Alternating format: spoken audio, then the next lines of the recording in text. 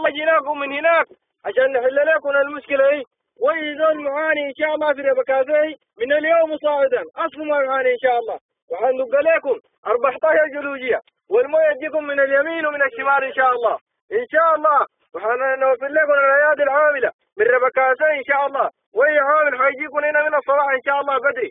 إن شاء الله حنوفر لكم جميع المياه إن شاء الله. وأي تربالي أي تربالي معاني إن شاء الله من اليوم وصاعدا نصف ما صاير إن شاء الله. الله أكبر. الله أكبر.